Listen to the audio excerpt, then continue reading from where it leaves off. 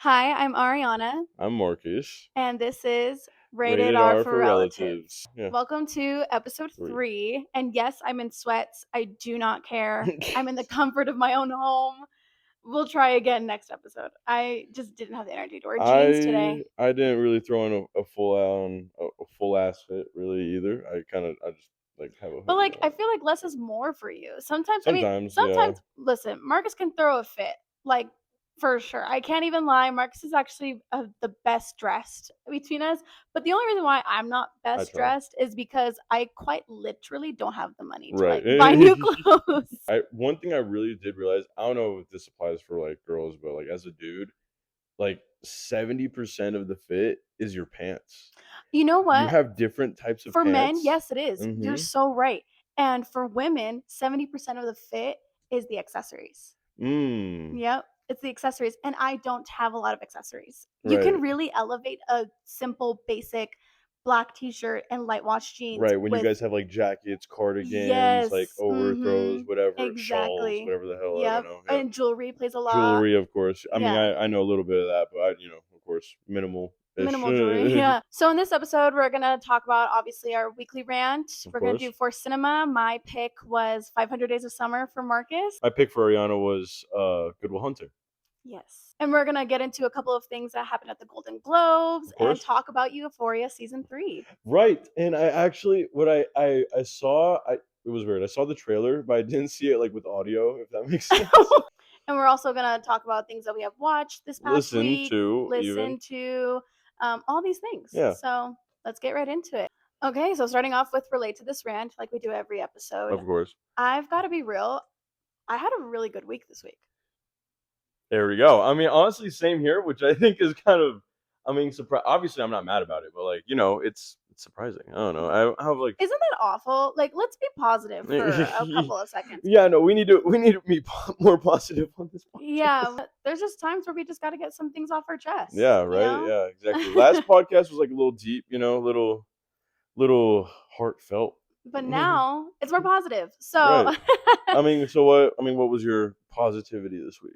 I mean, I could sit here and complain about my job all the time, but at the Right. end of the day, I am very grateful about my job. I actually genuinely love my job. It's just I deal with like people, obviously, and sometimes those people, the demographic of those people, they're stuck at a certain time period. Let me tell you. Oh no, yeah. I would say it varies for you, especially within that. Like you're, Yep, it does. yeah, I'm obviously not going to touch on what department I work for. right.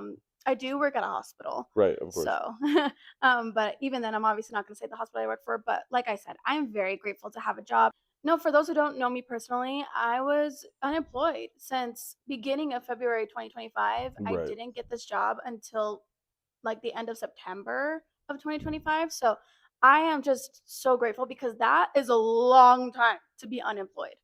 And I had literally 2 cents to my name, not even joking, and it's not a good feeling at Oh all. no, yeah, like when you're dead broke, like it's Yeah, and fucking just to rough. shout out and exactly, and just to shout out my boyfriend, Jose, who I've been with for 4 years now, is he has just been amazing and not ever making me feel horrible about that, because to my defense, being unemployed, I mean, it was my choice, but the environment, he knew the stress I was dealing with that job. Right.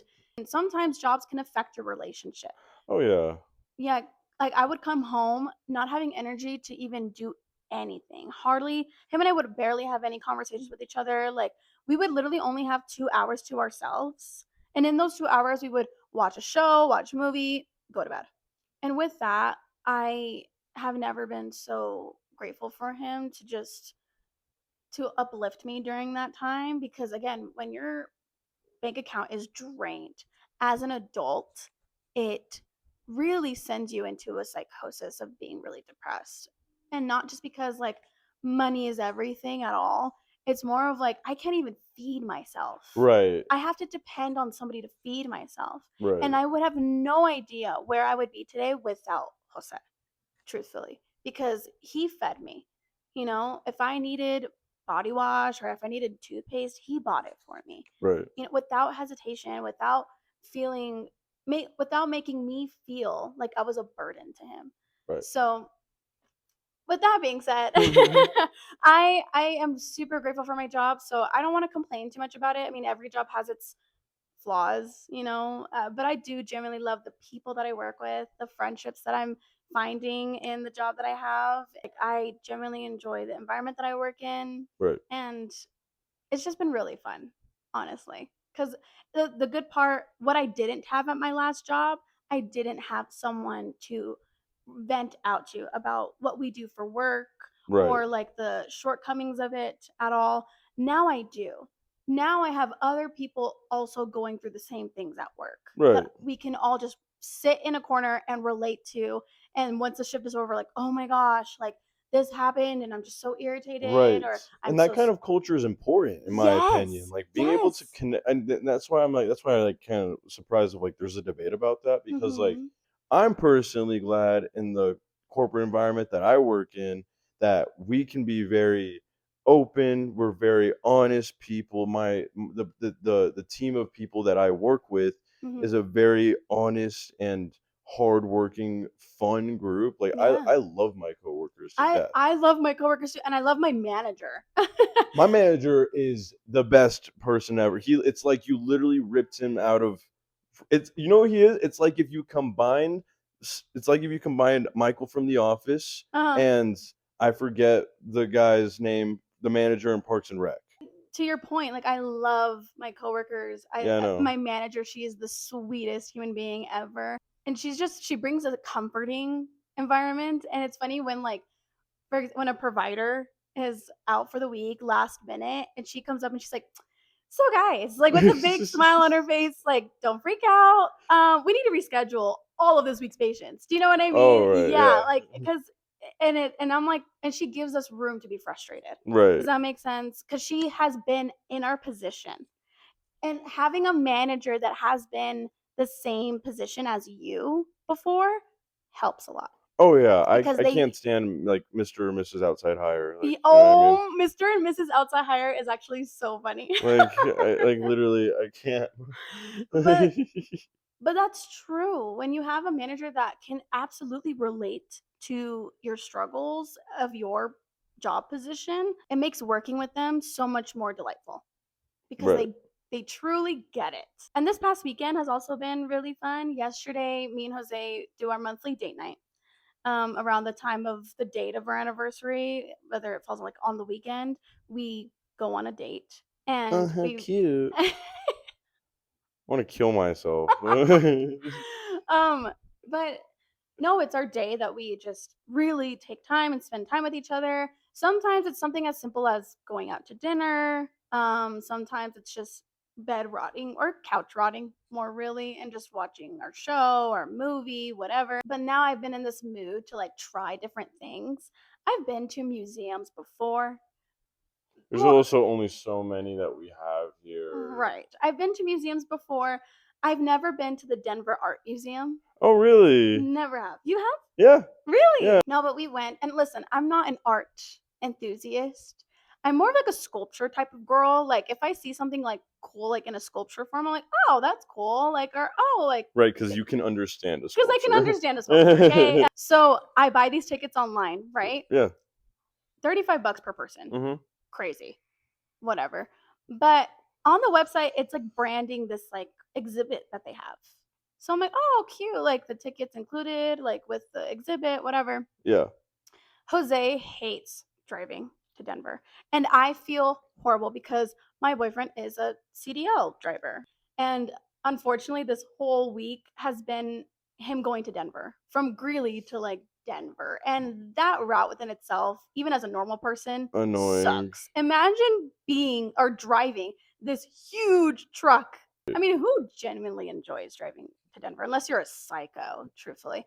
But anyways, so we're driving. He's already like frustrated, getting rage baited by so many people Right, I because we have mean a living in Colorado, especially these past since COVID. Actually, we have quite a few newcomers.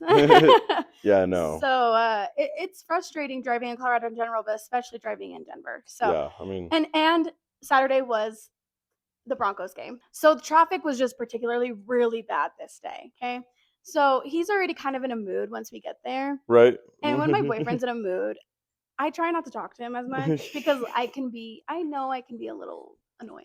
Like, girl, relax. Not every single second you have to say something. Like, I know you're excited. Calm down, you know? But I'm glad you have that I have that self-realization personally. I'm self aware. So we arrive at the art museum. Right. Okay. We go in, we check in, and they're like, yeah, you guys are going to be on the second floor. Oh, okay. You know, second floor, that's where the exhibit is, probably, whatever. We go up, and this lady that looks like Aunt Gladys immediately stops us and it's like, stickers, stickers. Like, okay, my hair's covering it, relax, it's right here. She's like, okay, you can go now. Damn. Is the CIA here? Like, Right. what is your problem? So we walk right up the stairs. Right. We go to this exhibit. It is this artist, I think Camille Pissarro. He's this French artist. And it looks like the branding looks really nice. It looks beautiful, like meadow, garden, like a take on like French country, Right. essentially.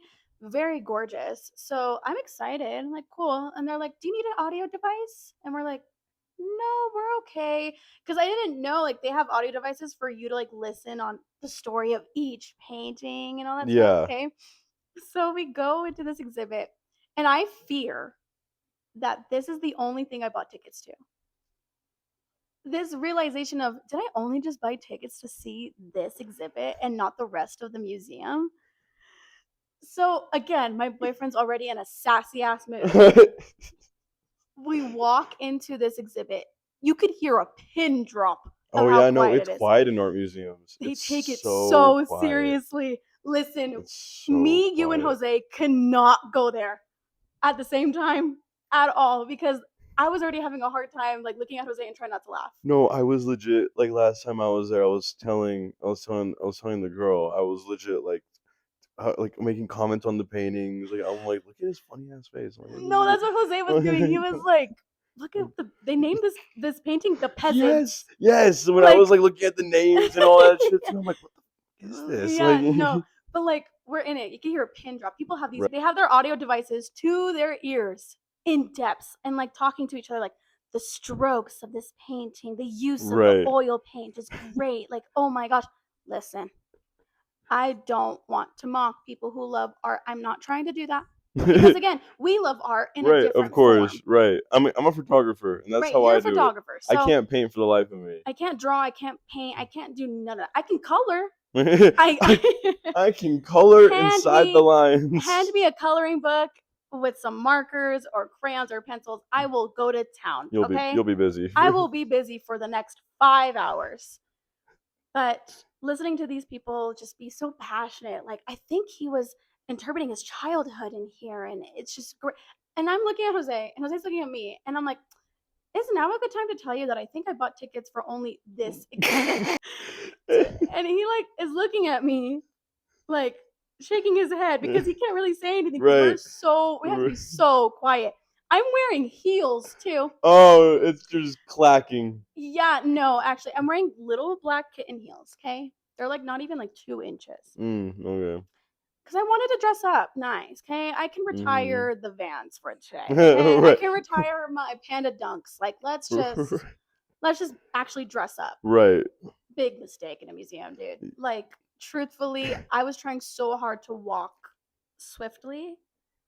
And with that, I kept dragging my feet on accident. So all you hear is this like screech of my heels. Jose's trying not to laugh because of my heels. Right. I'm trying really hard to like walk like a normal person Right. because listen, I'm not a heels girl. Period.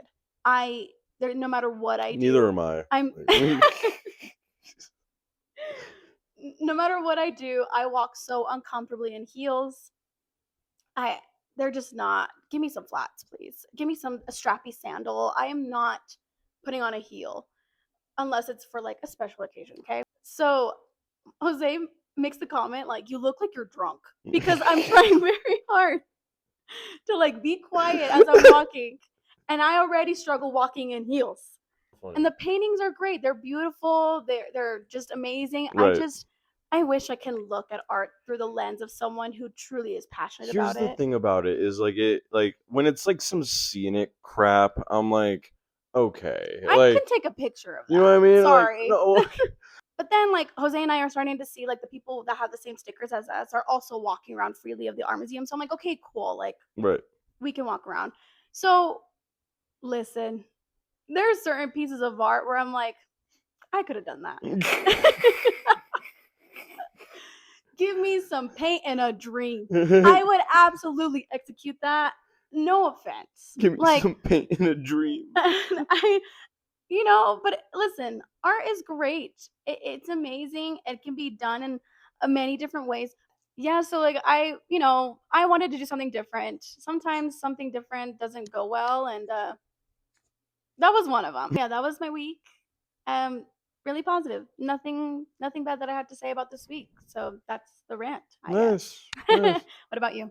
Honestly, like, my week pretty much great. Like, I a lot of last week was pretty good too, like, for the most part.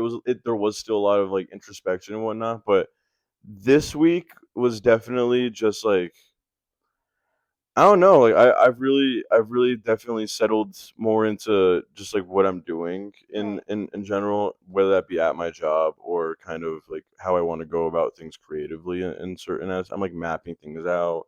I'm, like, rediscovering what works for me. I Right. saw this thing too where it was like your 20s, they're not about you learning to do different things. They're about you rediscovering what made you happy and getting back to that. Yes. Oh my gosh. That is what I've been saying entering my 20s. Like, not to cut you off and then No, go back you're to good. talking about me, but Yeah. but remember when I was a kid, I used to sing. Yeah, of Singing course. was my passion. I loved singing Oh, and that I makes me cry. Cause like, stop, no, you're cause gonna like, make me cry. What I would spend my day doing instead of playing outside was standing in front of the family computer and just belting, dude. Belting like the loudest songs Or- possible. Our grandmother, she would like have the door open and hear me sing. Like she truthfully enjoyed hearing me sing. she was very encouraging She about all was that. very encouraging. Like I love to say like our family, our immediate family, our nanas, our abuelo, who we call our grandparents on my mom's side. Yeah, That's the names we gave them. And my mom, our tia, like super encouraging with whatever we were passionate about and supported us through, I mean, still do.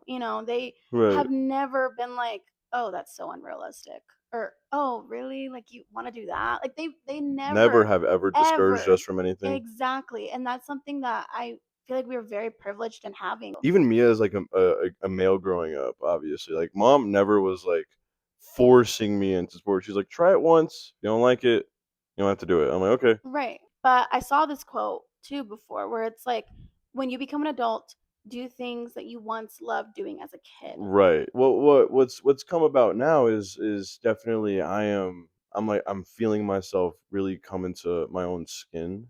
Mm-hmm. Like, and I really like that about myself because like honest to God, so much of my life, and I mean anyone who knows me knows so much of my life spent just like really cradling in a shell because I was like terrified of what I guess like expressing my act like what myself like means and whatever. Not to get all Will Byers on anybody right now, Right. but obviously just being a happier person, like being like a Mm-hmm. very like because in the same sense of that, when I was like very like up here, like whatever, it's like, dude, you need to calm down, or like, oh, you like Yeah. you need to chill out, or like, I always got told like, why, like what is with you? It makes me very happy to hear that you are quieting that noise because I Oh am yeah, too. And you're like already ahead of me in that because I spent my early 20s, like the first couple of years, being right, so insecure. right. I still kind of am. And I think we're both navigating the way we are perceived Oh yeah, and also not letting other people perceive us in a way that we know for a fact we're not that. right. And Oh, big also, time. That's almost part yeah, of my rant actually. Even realizing that I am as kind of a little bit cringy, I guess, as it sounds, or like whatever. This is like kind of the best way I can put it is I am some people's villain.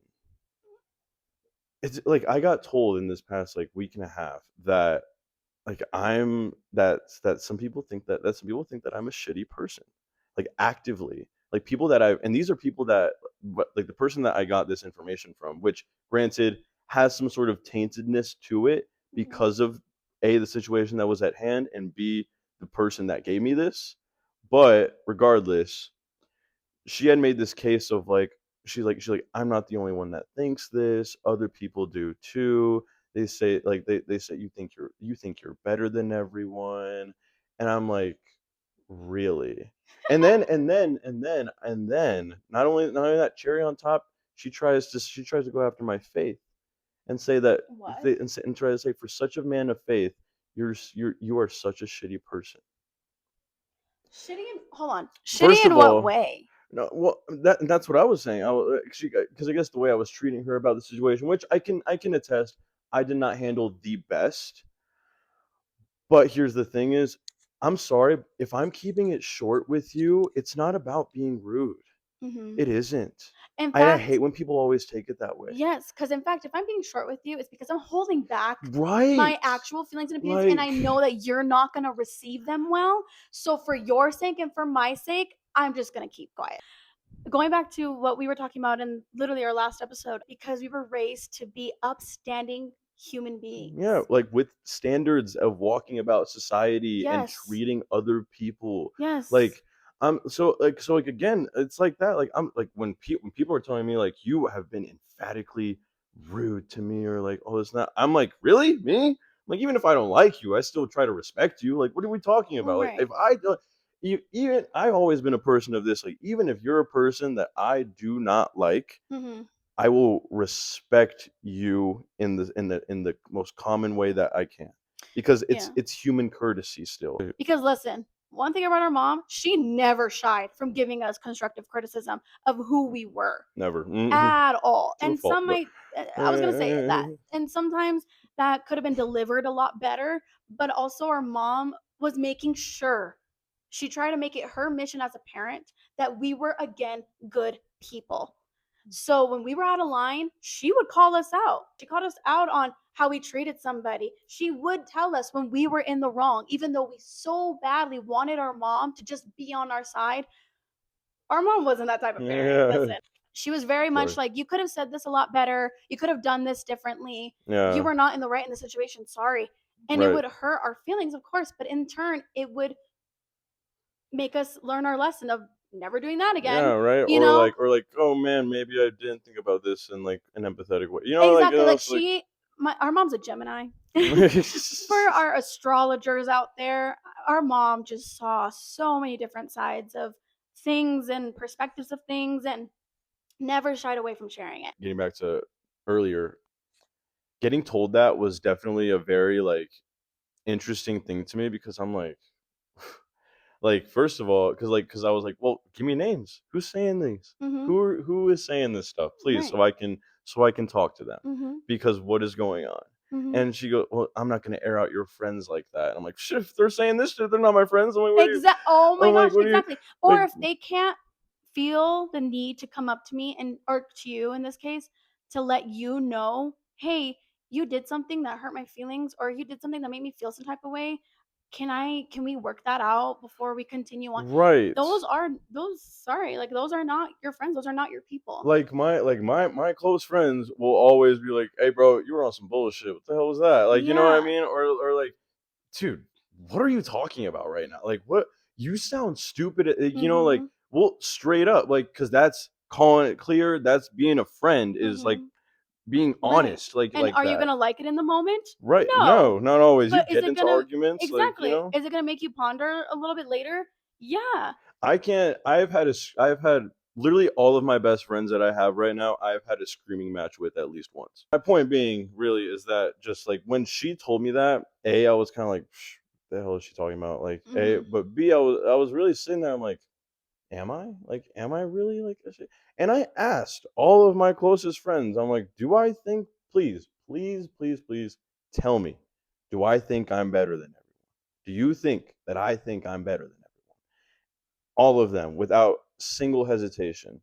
Well, I mean, they're like, obviously, you have to. I'm like, think about it, and Mhm. but they're like, no. And even one of my closest friends, shout out Gentry, was like, I mean, not more than anyone else is, like, you know what I Oh my mean? gosh, Marcus. And then I was like, right. And I'm like, I mean, he's like, because like everyone does. And I'm like, he's like, just like some certain level, like, Yeah. you know what I mean? And I'm like, yeah, like I could see that. And I'm like, so not more than the average then. He's like, no, not at all. And the conclusion that I came to, and you can call me conceited for this if you want, I guess, but for a small concentration of people that A barely actually know me, Mhm. barely know me, and B just congregate in one little space Mhm. to like talk shit or like whatever, Mhm. and to say it to someone who they were all talking down on after I had ended my relationship with. Mhm. In that sense, to say it to that person too, I think it's so funny. The conclusion that was drawn by me just analyzing all of that, they think I'm better than them. In their heads, Thank you. I'm doing Thank you. something not fully obviously, not like I'm some, high or whatever, but Right. like that I'm clearly doing something that they want to be doing or Right. am moving about a certain way that they would Yeah. like to. Yeah. I don't know what that is. And again, you can call me conceited for it or like whatnot, but again, for a small concentration of people who barely know me Mhm. and have been, like barely even get to know me. So for any of those people to even have that sort of opinion is Mhm. already invalid. I hate prefacing everything with, "We're not cocky, we promise." Right. You know what I mean? Because truthfully, if you're watching this and listening to us talk and you're thinking to yourself, These are some like cocky ass individuals. "Yes, you need to check your level of who you are as a person Right. and how you go about Or life." maybe just rewatch and ask and And actually listen to what we're exactly. saying. I remember being told in high school, like, "Oh, nobody likes you because 'cause you're stuck up." Right. I remember a family member, I had asked them, "Oh, would you be friends with me in high school?" "No." "Why not?"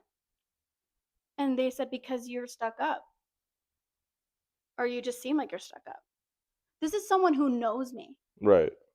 who I'm not trying to cry. That is so stupid. I'm not trying to cry. But this is someone who I love dearly and I know loves me. She said that when I was 13. I'm 22 now, almost 10 years later, and it still stings because it's like, fuck, like, am I? Do I think I'm better? Like you just said, like, do I really think I'm better than everybody else? Do I think that I'm just this? Am I really this stuck up person because I don't fold to other people's bullshit? Because I don't want to be friends with the group of girls that like to make fun of other people. No, I don't. Do you get what I mean? It's I'm stuck up because I don't roll over to other people because I can confidently go about the rest of my life completely in tune with who I am. That's what makes me stuck up. That's what's good about us doing everything we're doing now. We're Exactly. young, we're still, Yeah, adults, like, exactly. and now we have more power to do what we want to do. Mhm. We have the power to choose. And that also doesn't take kindly to some people. Let's move on. Right. And now with all that, we will get on to our next great segment, which is my personal favorite so far For cinema. for cinema. Last week I went first. We talked about Right. Blade Runner for an entire hour. Yeah, I don't know how'd you manage to cut that down? Have you even edited Oh that my yet? gosh. I did. It's Oh out. yeah, it's out. I forgot. Yeah, you're good on. You actually can stick to your schedule. No, I do stick to my schedule If actually very strictly. That was a pain to edit for real. you guys want to Um, go watch us talk about Blade Runner, go to the then second yeah, episode. go to the second episode. So hopefully we're not going to spend a whole hour talking about my movie that I assigned Marcus, which Right. was 500 Days of Summer. Hmm. There was a lot for me to unpack with this movie in general. I even kind of was rewatching it on my way over here, just kind of like just taking it in general. Hmm. Introductions were nice, like steady. The narration I thought it's nice. I always like a good narration. Like a nice little subtle narration is my shtick. So I did like that. The sister, his being his rock throughout like the entire movie. No, this cast is actually really stacked because No, you have yeah. Chloe Grace Moretz Mm-hmm. as Joseph Gordon-Levitt's sister in here. Mhm. Matthew Gray Goobler is also in this Yeah, movie. who And then plays you one of have, his of friends. course, the amazing, the icon, Zoe Deschanel. Right. That whole, like, in the beginning of, like, I don't wanna get over her, I want to get her back, like, that Yes. whole we immediately get hit with, like, the most relatable feeling ever of Mhm. especially from a male perspective. I liked the strange, like, statistical, like, analysis of Summer that he kinda gives, Yes. and, like, in that way, because that is how it is. Like, you Mhm. pick out these, like, little details of, like, this woman, and it becomes this, like, and it grows to be this infatuation with the idea of this person. Right. And some people almost miss that, like, watching the film. Mm. If you haven't had your summer, you will not understand this movie the way it's supposed to. He falls in love with her day 154. Keep in mind, day 0 is him meeting her. Yeah. And they've barely even gotten in a relationship yet. Like, and which they never did. And we'll get to that point in a bit. But, like, yeah, no, I just thought it was funny how, like, we got shown that, like, really, like, pretty early on too. Because, like, that's the other thing. This film, the way that it is told, is very interesting. Obviously, because we get, like, this back and forth of, like, the start of it, towards the end, the start, the middle. Like, it's like these weird stitched points. But I think from what I could gather, it just felt like it's to convey the ups and downs of, like, this kind of relationship Yeah. and how it really goes. Yeah. And even then, and in a subtle way, it's like we are Tom thinking about this experience in our lives, Mhm. thinking about, like, the weird pieces in just this random order of how we experience them, of almost their importance to us. Right. You know what I mean? His sister made a really good point, especially after, like, he was like, Crashing out. yeah, well, Mhm. no, not even that. When they were like, when he was, like, starting to, like, fall for her and, like, whatever.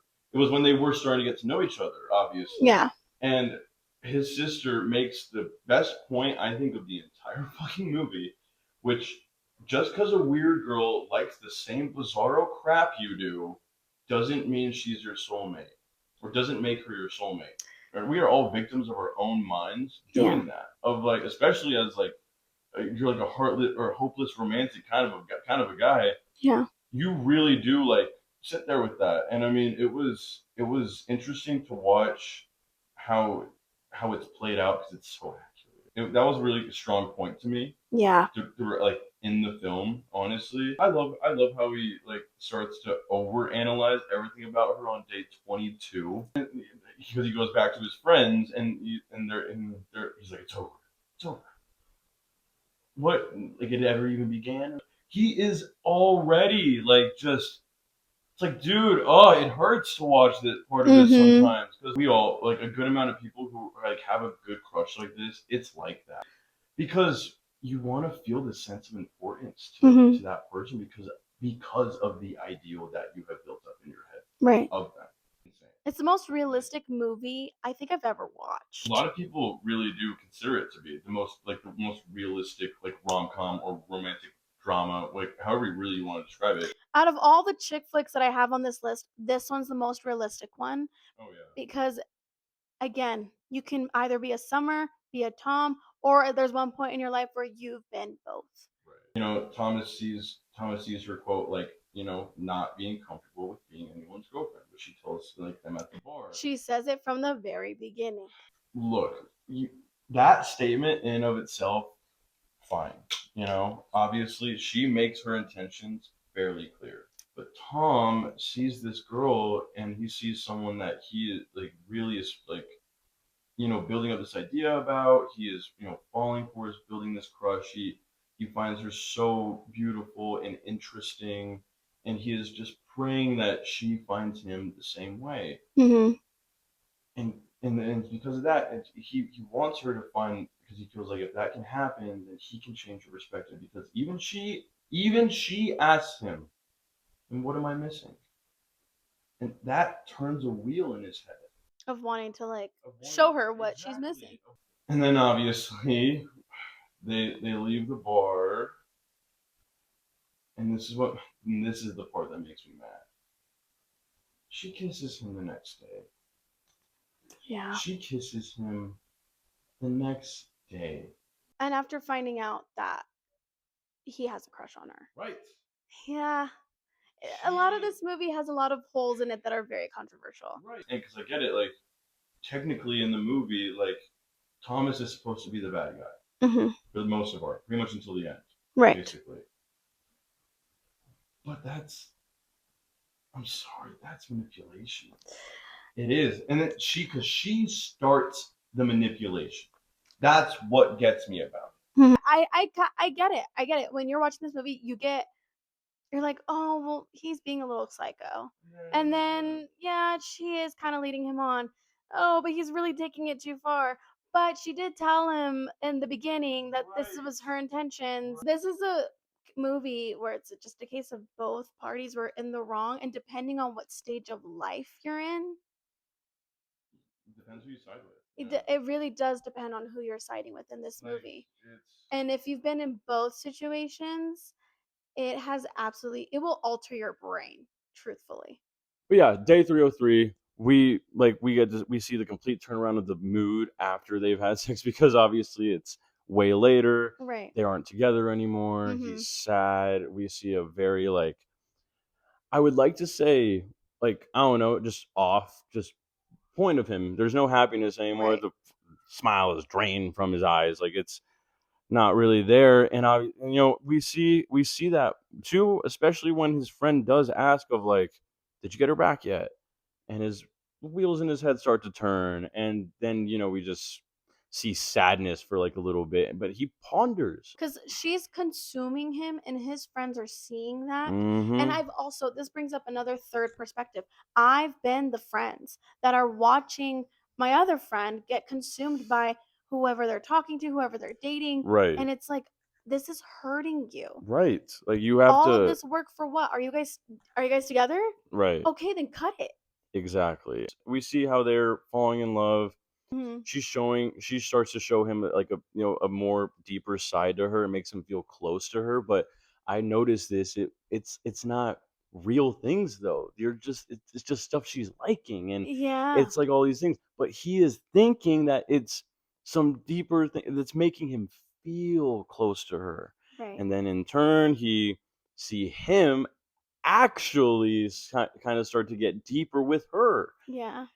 and it's heartbreaking.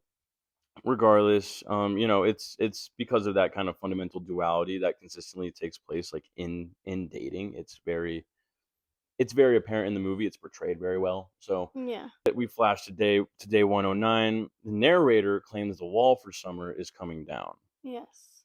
Obviously, kind of, but not in the same sense that it is for Tom. Mhm.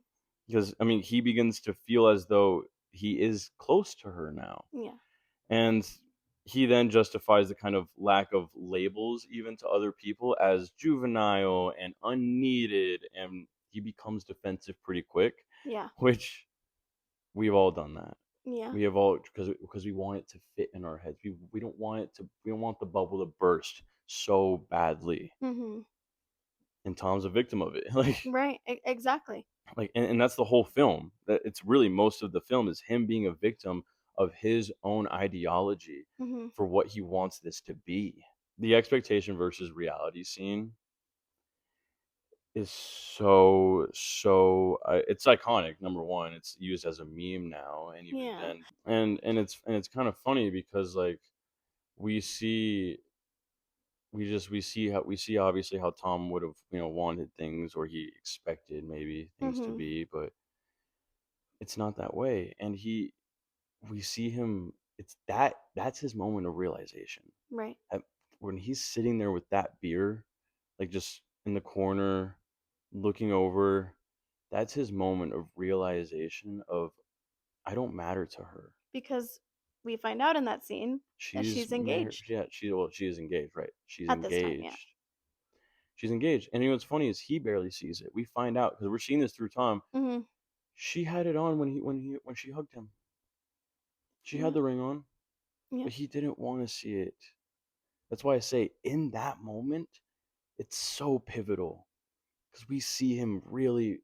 have that realization of I don't matter to her. After that, we see him pick up his passions again. Yeah. We see him want to become the architect. We see him quit the job for God's sakes Mhm. because it's like the job was a metaphor for how he felt about his entire life Yeah. of like faking all this stuff of just putting on this act because it's what fits. Mhm. It's not. It's not honest. It's not real. Right. It's a fantasy. Yeah. And he realizes that. And it's so powerful for his character. Yeah. Because, like I said, for most of the film, he really is the villain Mhm. until he realizes that he doesn't have to be, really. Yeah. Because then we go to the bench scene where Right. he sees Summer again after all of this. And that that whole that whole meet with Summer and like they catch up about their lives and he talks to her about like what he is doing Mhm. and whatnot and obviously he asks her like what changed. This makes no sense to me, which we've all seen it of this girl Yeah. that we thought we were trying to get into a relationship and then she Mhm. just turns around and is in one and it's not us. Mhm. And she said, and obviously she says like the famous line of I woke up one day and I was sure. And Mhm. he asks, of what? And she says, what I was never sure of with you. That entire scene is probably one of my favorite scenes in chick flick universe actually, is that whole thing because it's such a realistic conversation that majority of us who have gone through this, have gone what Tom has gone through, never have had with that person. And what's funny though, when you say that, is a lot of people, including Joseph Gordon-Levitt, don't believe that was an actual conversation that was had. It was him Him. reconciling with everything in his head. Wow, dude, I'm gonna cry. It made me cry. Because listen, we've done that. So many of us have done that where we force ourselves in our heads to get the closure that we may never receive from this person. And it's his really like it's almost his final thing of like I forgive you. Of like Yeah, of hurting him. right. Because again, we can sit here and say Tom was wrong and Tom was psycho, whatever. But at the end of the day, his feelings were hurt. And sometimes that's the case for a lot of people. Whether you think you're in the right or in the wrong, you still hurt my feelings. Right. And honestly, the only like the real part of this movie that really gets to me is the scene that we keep going back to with him and her at the diner when they do like end it. Mhm. Like when she first like ends it with him. Mhm. Cause like that whole of just like I can't, what are we doing? I don't want this. And he says what she said to him earlier, way back, of like, I'm happy, aren't you happy? Mhm. And she tells him no. And And then when that happens, you kind of spiral like when did I stop noticing that she wasn't happy? and we see that in his head. We see like a kind of Him in his head gear spiraling turn. of like, what did I do? What did I say? And it's because to him all of this just feels unfair. My I guess overall thoughts is honestly I can say that watching this movie I feel so seen really and Yeah. like Yeah. in this it's perfectly encompasses what it's like to kind of be a man who is like chasing the thought of spontaneous romance and like Mhm. true love in this idealistic way of doing that and Mhm. putting that on a person Right. because it's not fair. Obviously I'm not advocating for it but Mhm. it happens. Yeah. It is what it's like to kind of to do that. It shows it very well, and we see Tom obviously try to flourish within his relationship with Summer, and it's painful from my perspective because obviously I think that we have felt the way he has felt, and we have like seen what he's seen, and Mhm. it's like because you have hit that point of like I'm building around this person for whatever reason you find yourself to do it Mhm. but it happens. Obviously, this movie was amazing, that the story was beautiful. Mhm. The cinematography was great, the acting was amazing, the cast was stacked, and they all did fantastic. Even Clark Gregg as, like, the boss and, like, Oh, whatever, love yeah. him and Uh-huh. love him. It made me feel hurt, this movie did, and, Mhm. like, it's made me see what I have experienced isn't an anomaly. Mhm. It's not unheard of, it's not strange. It happens, Yeah. and it was told in a very beautiful way. Honestly, I would recommend this to anyone. I would give it a solid 4 out of 5, and the only reason it kind of Lost a star for you? loses a star for me is really kinda due to, like, the sporadic part of the storytelling sometimes. Because although it is a realistic and a nice way of putting it and kind of like I said earlier, I think it's, like, almost us being Tom, like, remembering things Mhm. in that sporadic way. Mhm. It's still a little jarring at some points, and Yeah. even to kinda keep up with what is continuously happening, sometimes it's not like it's confusing, it's just a little jarring. All in all, it was a great watch, and even though it was, had a little bit of that kind of chronological displacement of mine, I love the movie, and I would definitely recommend it for just about anyone, and Yeah. I wanna send this to my personal summer for honest reasons. Oh my gosh, Mark. Those are my thoughts on 500 Days of Summer. I mean, I'm jealous of you. You got to watch this movie for the first time, and I would kill to watch this movie for the first time again. And now we are on to my suggestion for Ariana, which was Good Will Hunting. Good Will Hunting. One of my favorites of all time. Really? Yeah. Well, you're gonna be very disappointed. Oh god. Listen, I wish I liked this movie more. Yeah, I didn't like it as much as I was hoping to like it, as much as mostly everybody does. The plot is great. The casting is spectacular. You have Stellan Skarsgård, you have Robin Williams, Matt Damon, Ben Affleck, Casey Affleck, who is Ben Affleck's brother in real life. Truthfully, it's a really great movie. The character development is amazing. However, I just didn't connect with it. And I'm not saying like every movie you assign me has to be relatable. I mean, whatever. But for some reason, this movie delivers a trope that I'm not particularly a fan of, which we're gonna get into, of course. But the dialogue is really good. Every time Robin Williams' character, Sean McGuire, spoke, I was intrigued. I didn't care what he was saying. But with that, it was very different hearing Robin Williams drop so many F bombs because I'm so used to him being like kid friendly. You know what I Right. mean? Like I've seen him in Hook. I've seen him in I've seen him in Hook, Mrs. Doubtfire, which is so amazing, one of my favorite movies of his. Jumanji. I've seen him in many movies where the target audience is children, and Right. families. Of course. I know the ending of this movie may seem sweet. We have him going after Minnie Driver's character, which is Skylar, rather than pursuing his college education with him being a genius and everything. I don't like that. I would have much rather preferred we see him just full throttle with his career, with his education, and then if she finds him later or he finds her later, comes across her later on in life, when they're both established in their own careers and their own self, that would have been a great ending to Oh this my movie. god. And I get it, Kay. There's a full circle moment of when Robin Williams is telling him about how he met his wife, which is amazing. I love that story. And then, he reads the note at the end that Matt Damon's character gives him. Kid stole my line. Yeah. Yeah, it's a full circle moment. It's great. Not for me.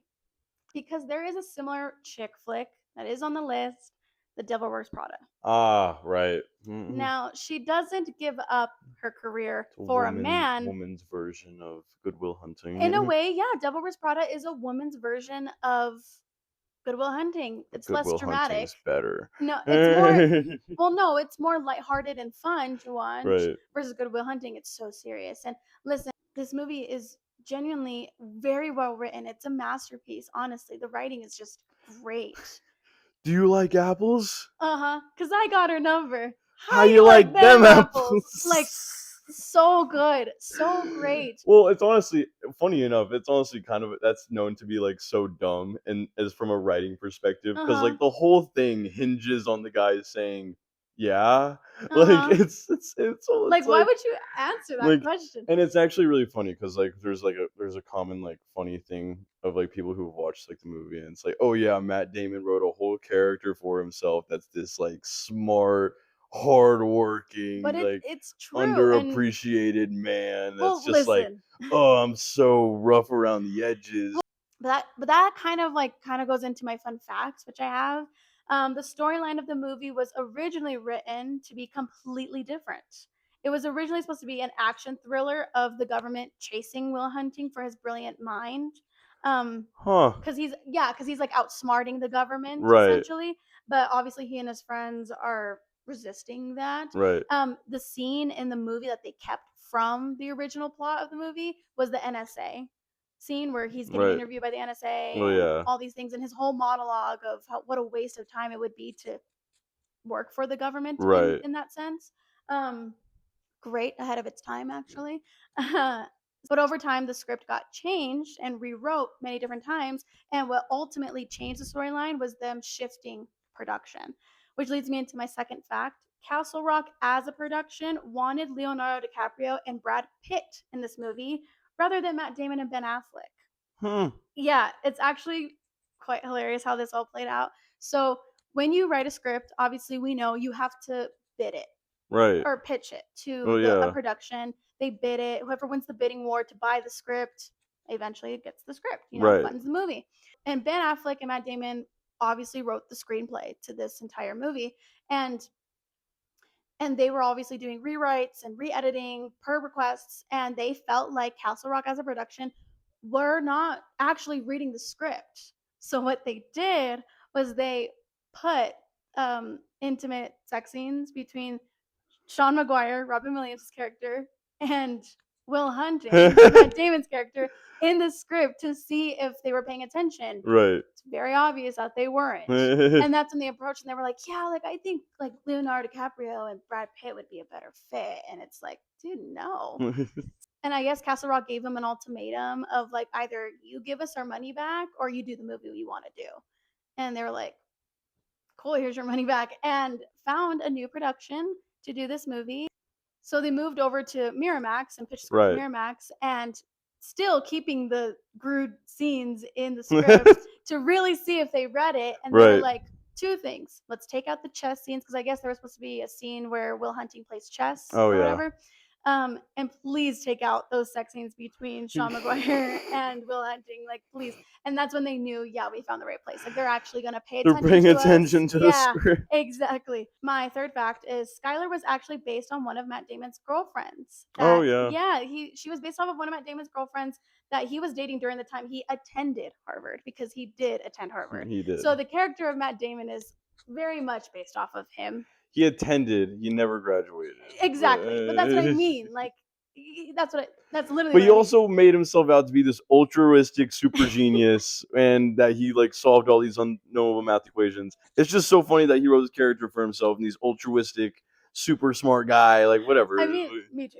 It's a great film, and I'm not saying I probably wouldn't have done the same, but, like, it's a little funny to look back and be like, "Bro, this was kind of a vanity project." Like, Right. But that same girlfriend had actually left him for Lars Ulrich, who's the drummer for Metallica. uh, Yeah.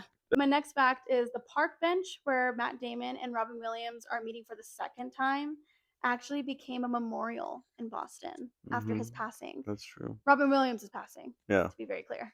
But I also think it's great that they filmed this in Boston. Some of it was also filmed in Yeah, Canada, like the sets were built in Canada. yeah. But I thought it was really great because I believe Ben Affleck and Matt Damon are from Yeah, they are Boston. from Yeah, Boston. they're from. I mean, they don't let up about their They grew up accents. together, like, yeah, Yeah, like, like they've known each other since they were kids. Which yeah.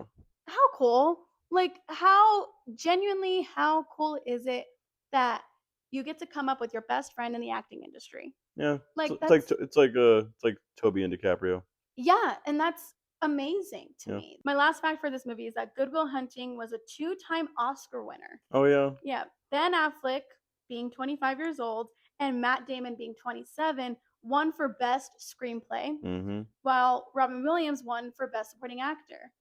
Coolest thing is that Ben Affleck is the youngest To actor to ever. ever win this category at the Mhm. Oscars, and Matt Damon's the second youngest because He they won won it with him, together. yeah. Yeah, which is so sick, dude. Like To take the top 2 places, like, that what a is goat. so amazing. Like, Like I've never been so impressed by two men, to and be honest. honestly, it's a I mean, I know there were a few, I guess, components at story components at the end that you could have dealt Yeah. without.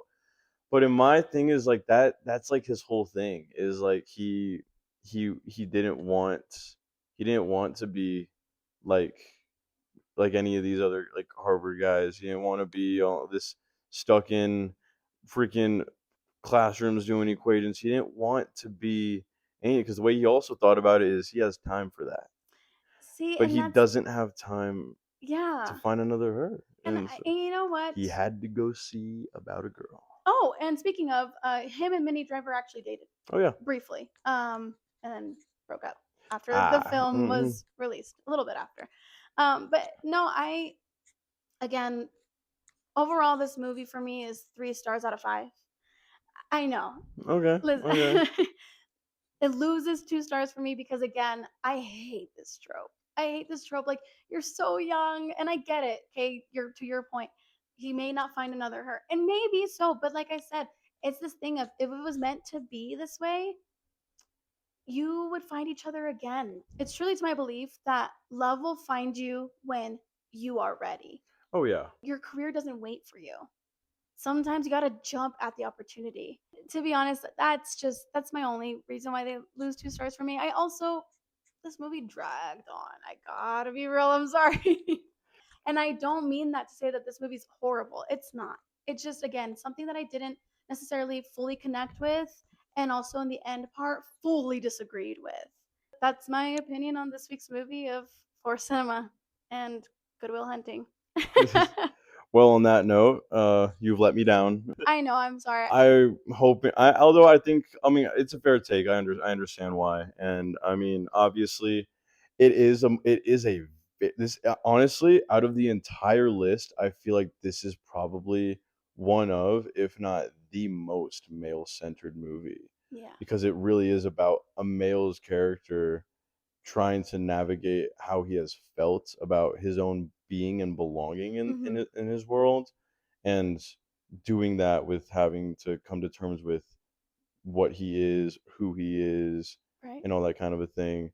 It's a process that we've all gone through or either just kind of seen, and Mm-hmm. that the scene of, like, it's not your fault, Mm-hmm. that lives in quite a few people's heads like rent free, because Yeah. like that is such a powerful thing of because we blame ourselves, we we detriment ourselves to like these levels of like I don't know, I guess just like lower standard, we feel like we are lesser than, Yeah. and that moment is like really shown towards like Will's character of like, you like, none of this is your fault. Like, none of what you've had to do, none of what has been done to you is your fault.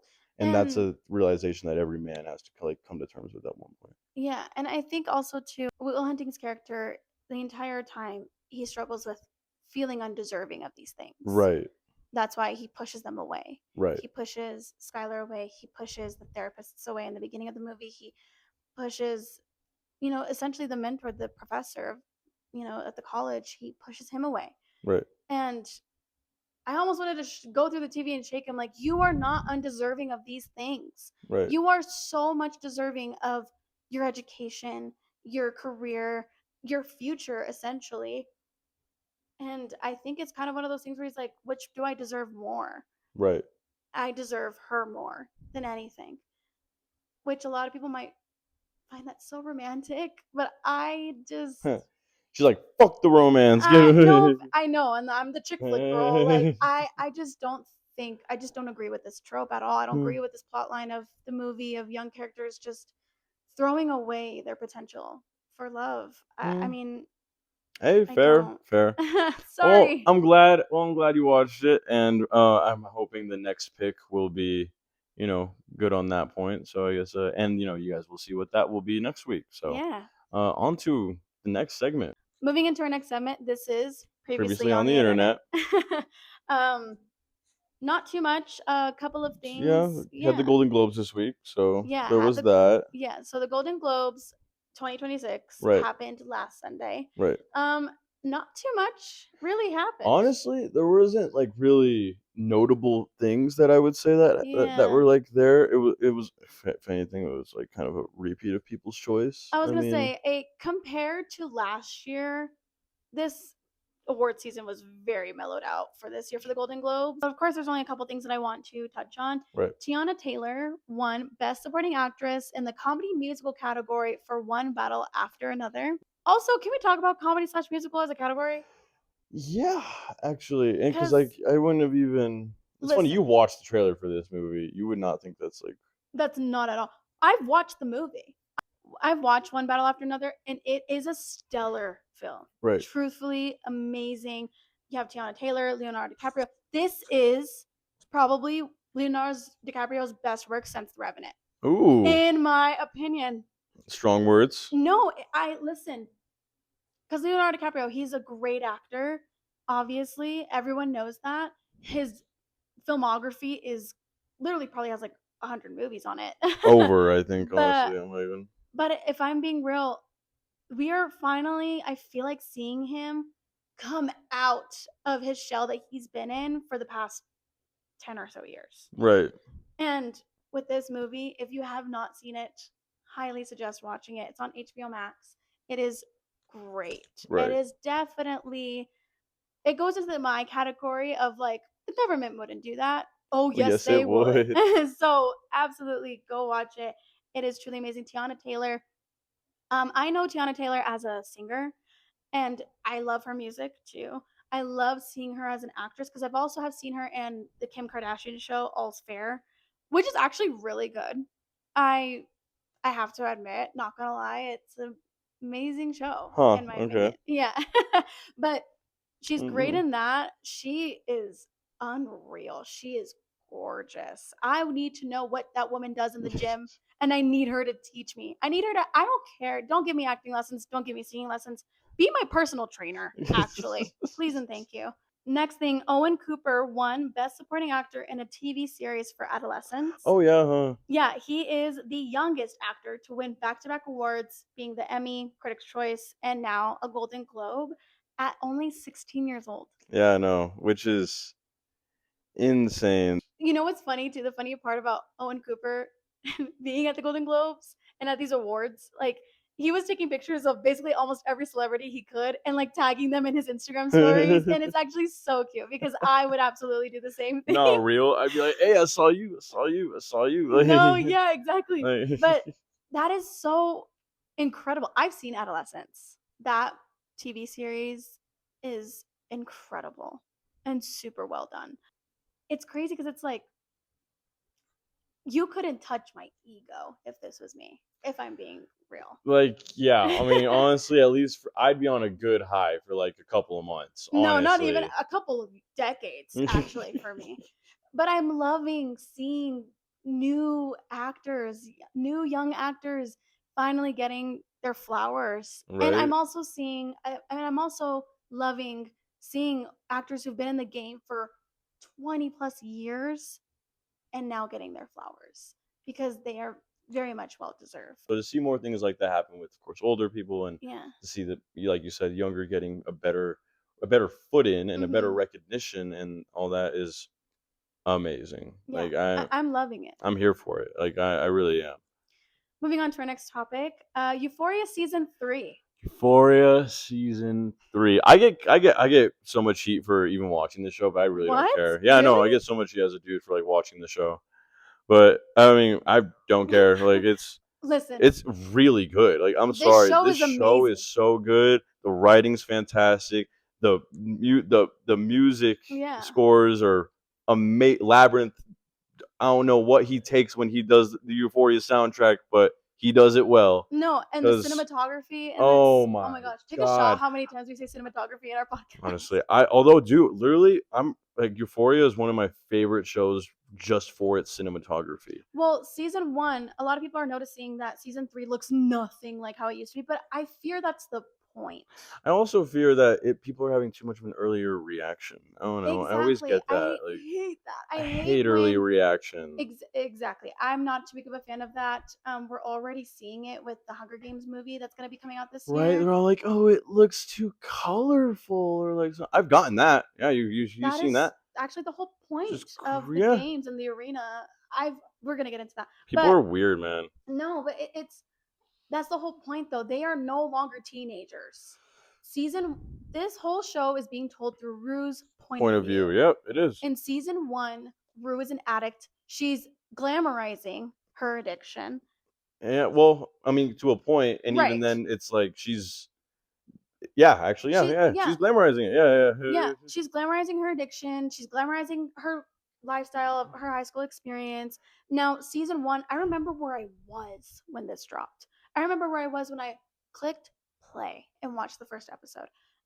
I want to experience that again. Like it's truly an art piece.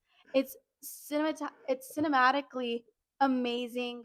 It's It has such good acting. I don't yes, I There's a reason Jacob Elordi got Frankenstein. Part of that was for his performance in Euphoria right. as this like manic, raw, freaking uncaged animal Mhm. of a being. People need to Truthfully, sit and recognize. I'm so for real. Zendaya is Like, a great oh actress. my god. No, Like truthfully, she's amazing. When I watch the show, I don't see it's Zendaya. such an engulfing I performance. exactly. It's Like so great. And it you know Zendaya, you can see the parallel between like her in Euphoria and then also her in and like Spider-Man Homecoming. Spider-Man Yeah. or Night in a whole other planet's day. Like Yeah. it's No, literally it's great. She's amazing.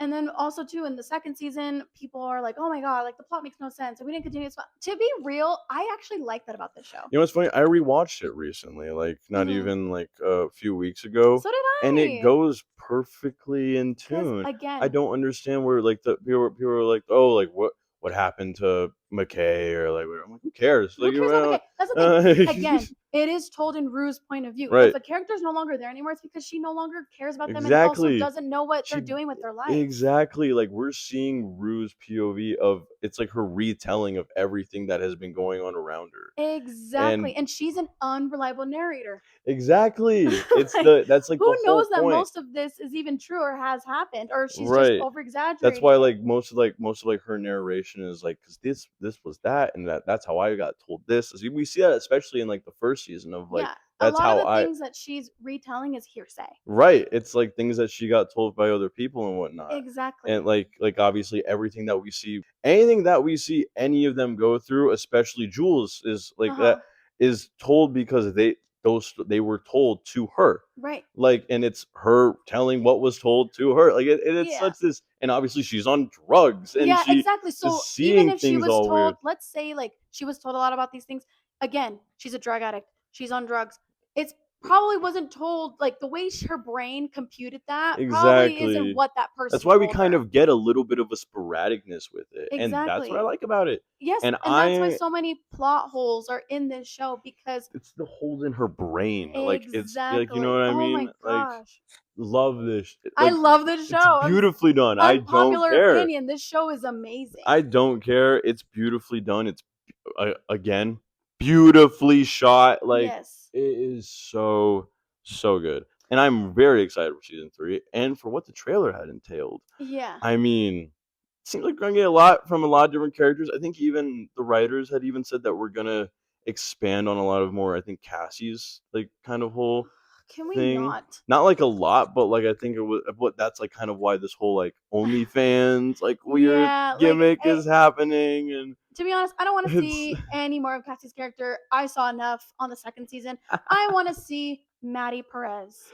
I want to see right. Alexa Demi on my screen. I wanna So hell, much more. I wanna see I don't know her last name, but, her first name, it's Maud. She Maud plays Apatow. yeah, And you Maud need to know her Apatow. last name because her dad's Judd Apatow. And Judd Apatow is a director and a producer. He directed King of Staten Island. He's directed Yes, Oh, he's really? directed a lot of I stuff. love King of Staten Island, Yes, personally. Maud Apatow is a nepo baby. Oh, Yeah, well, she's a good one. she's a great one. Her Like, mom is Leslie Mann. also, I wanna point oh, really? Yes, her mom is Leslie Mann.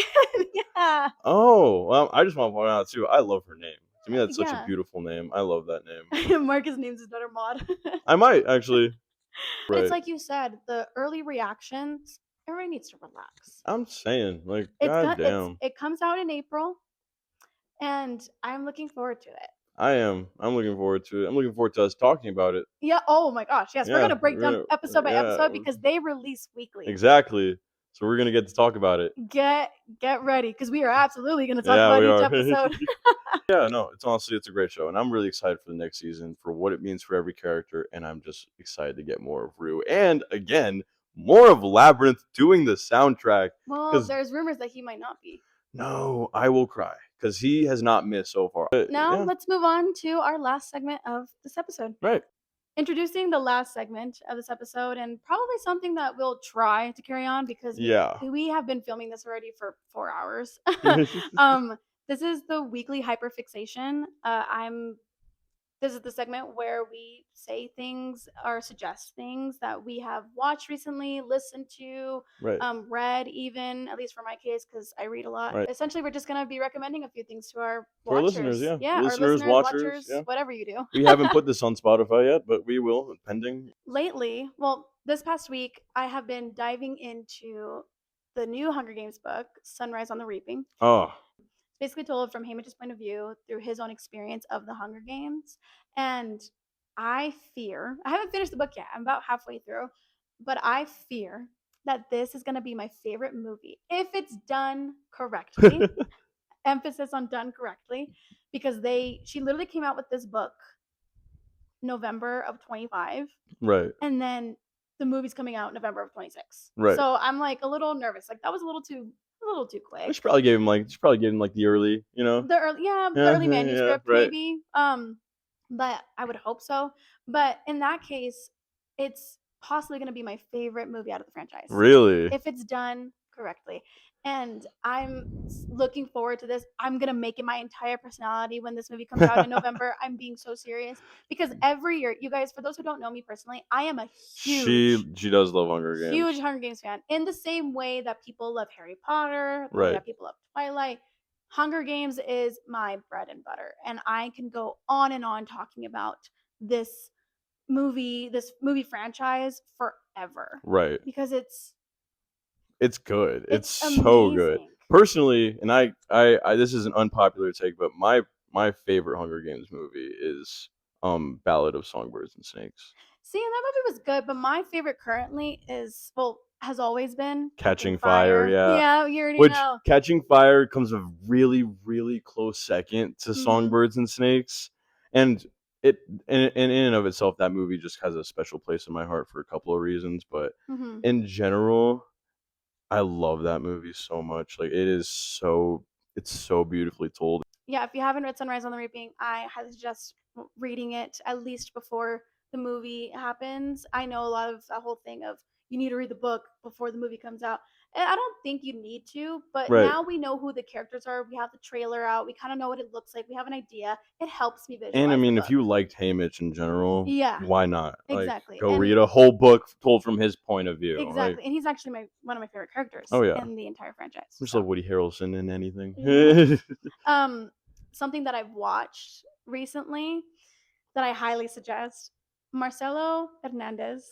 Oh, I love that man, Oh my bro. gosh. Okay, He's hold my on. favorite. He's an up and coming comedian, Yeah, essentially. I mean, he he's is. been a comedian. Oh, you watch his comedy I watched his special? comedy special. Please tell me you did. I haven't actually. I haven't watched it. I wanted to watch it. Yeah, I didn't know it was out already. No, it's out, and you need to watch it. I watched his comedy special on Netflix called American Boy, and let me tell you, some of these male comedians, need to sit down and take notes. Here's why. He's Cuban, he's from Miami. His entire special, of course, is him making jokes of how being basically raised in a Latino household. Right. And that's something you can relate to, Oh, yeah. especially being a young boy and being raised by a single mother. But he jokes about like how women basically how women are, but in a way that's Oh yeah, no, tasteful. he does it so Yes, well, he which does I it love so it. well. He does it in a way that's tasteful, in a way that's relatable, Like and I aim to do that all the time if I can. Like, yeah. like I don't wanna say make fun of, but there's a way to joke well yeah. about certain demographics of people, right?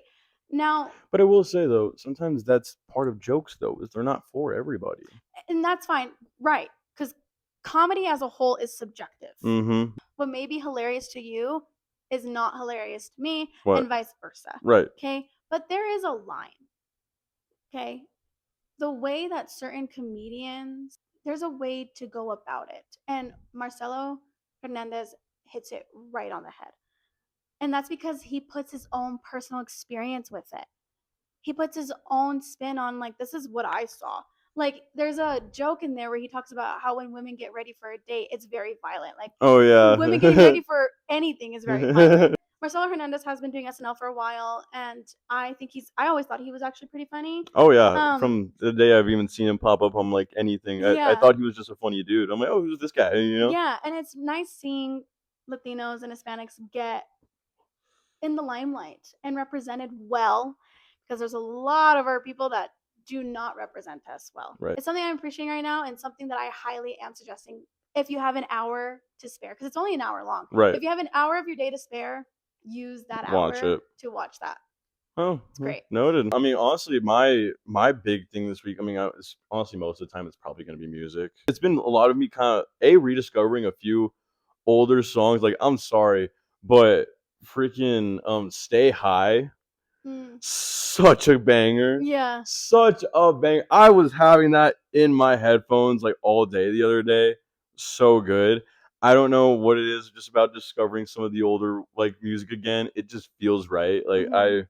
I love it. But on a better note, or not better note, but on a different note, like some of the newer stuff, like there's this one artist I've been kind of listening to, like a couple of his songs. It's like I think it's Benny Blanson, Benny. I don't know. Mm-hmm. I'll have to double check that. But anyway, there's he has one song called "I Wonder," and Mm-hmm. that I want just the melodies in that song just tickle my brain. Like See, and this is it's where we start to sound insufferable, because the right, way we talk about music, and this goes to why I decided to do this podcast with Marcus, because no one talks about movies, film, media like we do. right. And like you're sitting here like the way his vocals sound is so Well, good, no, and I'm like just like, literally, yeah. because like when I feel a melody and rhythm that is just syncing with the way that I'm thinking at that Hmm. moment, it's perfect. And Yeah. especially, and this is only another song of his that I've seen. The first one that I think, because I'm pretty sure he did this too,